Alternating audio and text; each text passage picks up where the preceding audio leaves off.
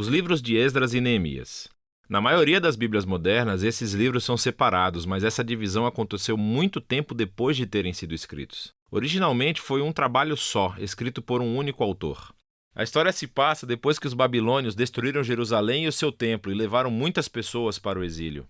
E a história desse livro começa cerca de 50 anos depois e conta o retorno de alguns israelitas a Jerusalém, e o que aconteceu quando eles reconstruíram a cidade e as suas vidas lá. Especificamente, o livro se concentra em 3 líderes-chave que guiaram os esforços de reconstrução. Você tem Zorobabel, depois Esdras e depois Neemias. E o conceito do livro se concentra nos esforços de cada líder.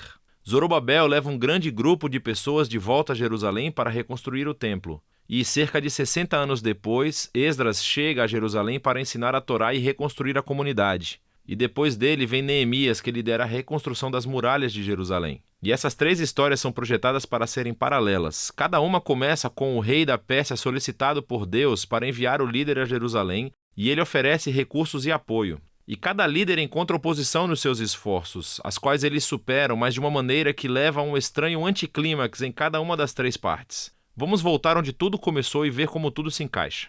Assim, a história começa com um decreto de Ciro, rei da Pérsia, e ele é movido por Deus para permitir que os exilados retornem a Jerusalém e reconstruam o templo.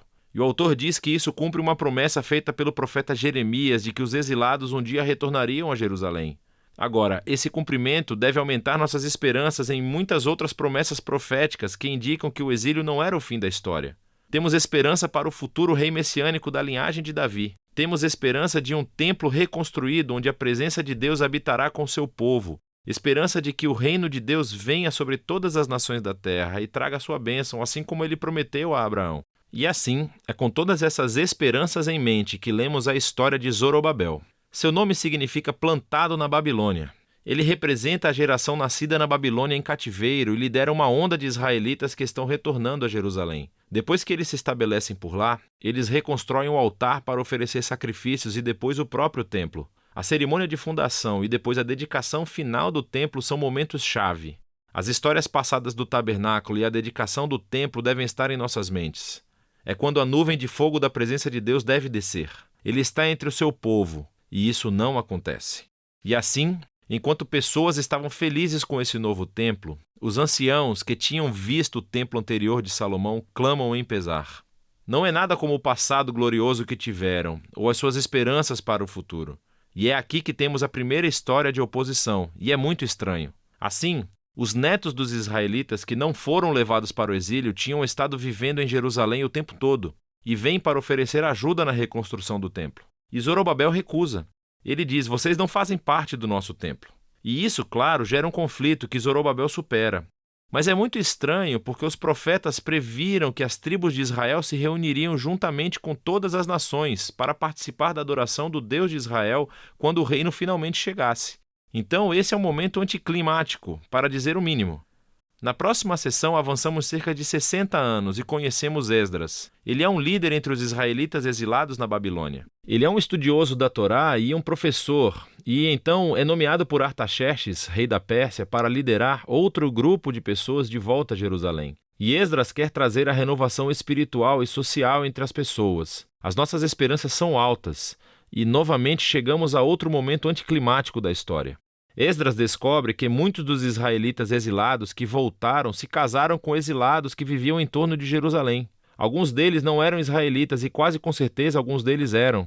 Esdras então apela para os mandamentos da Torá, que Israel deve ser santo e se separar dos antigos cananeus. E então ele diz que as pessoas que vivem em torno de Jerusalém são como os cananeus. Elas vão corromper os exilados. Então Esdras oferece uma oração de arrependimento e é muito sincero. Mas depois ele convoca todos os líderes e faz esse decreto de divórcio, que diz que todos esses casamentos devem ser anulados e as mulheres e crianças mandadas embora. E o decreto é cumprido apenas parcialmente. Temos uma lista de alguns dos homens que se divorciaram de suas esposas. A história é muito estranha por várias razões. Primeiro de tudo, Deus nunca ordenou que Esdras fizesse isso. Foram os líderes de Jerusalém que levaram Esdras a fazer o decreto. Segundo, o profeta contemporâneo Malaquias disse que o exílio deveria se importar com a pureza. Mas ele também disse que Deus se opunha ao divórcio. E assim gera os resultados mistos do decreto. Tudo isso se encaixa nesse padrão estranho de anticlímax final. o que nos leva à próxima sessão sobre Neemias.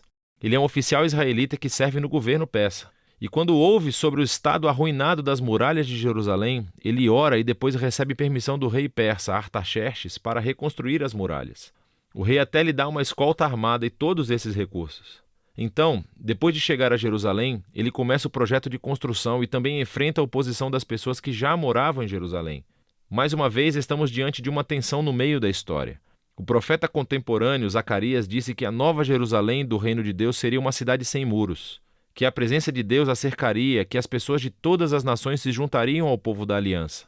Mas Neemias parece ter a visão oposta.